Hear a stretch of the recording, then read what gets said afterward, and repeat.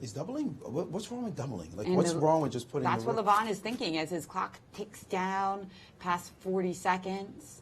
He's thinking, Rook D2, what happens? He's still hesitating, and he's put Bishop D3, putting his bishop in front of his own piece.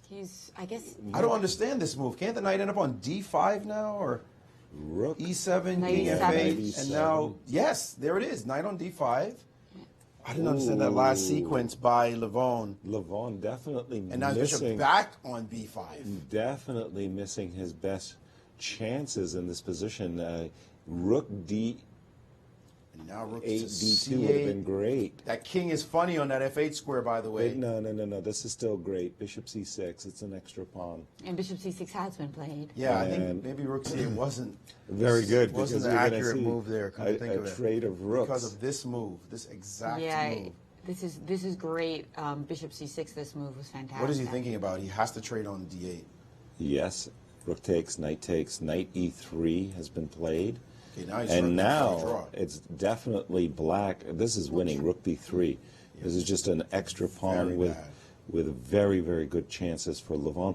If he were to win this game, it would be huge. That with so few rounds remaining, Maurice, that would almost cement his tournament victory. But Rook B3, can he reel the point home?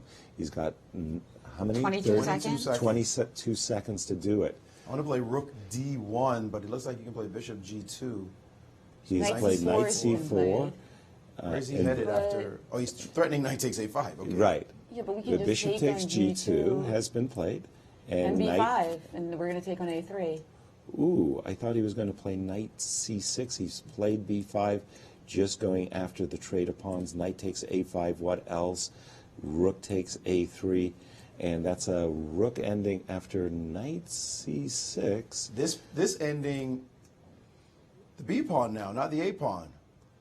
Same ending as we've seen earlier, but the B pawn is more advantageous. Levon going into a straight rook ending, a pawn to the good. And G4, G4, controlling that important move. Expanding on the king side. H4, very nice as well. If white can play H5, F3, King F4, very easy draw. The reason it's so important to advance those pawns is because at the end of the day, when that king comes over to try to usher the B pawn home, we need to have our pawns as advanced as possible so that we capture your pawns. Exactly. And we have faster counterplay. And there you have it. They've established 2 versus 2 on the king side and King F4 just to avoid B2 and Rook G1 check ideas. The king will be very safe in front of the pawns. And there you see it. King F4. Levon, is he going? Yes.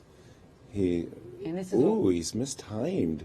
The move, rook check, was wrong. He had to play G6 instead of rook B7 check. Yes. G6 would have drawn the game on the spot. Wow. But he's given Levon a chance now to win the game, as he'll bring his king up the board without the loss of his kingside pawns.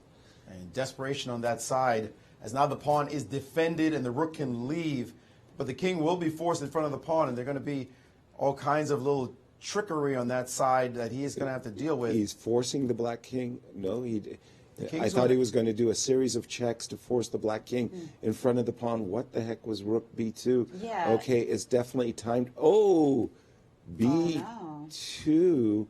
That looks like a dead draw now. Rook the B8. king is shouldered by our pawns, and he's... Oh, rook takes F7. No, but Jan is going to give up his rook, and he's going to hope that his... But this is a loss. This is a loss. The king's too close. King's way too close. King comes back. Brilliant move. And there it is. And there it is. Levon Aronian. Extending his lead here Oh, my at the St. Louis goodness. Rapid.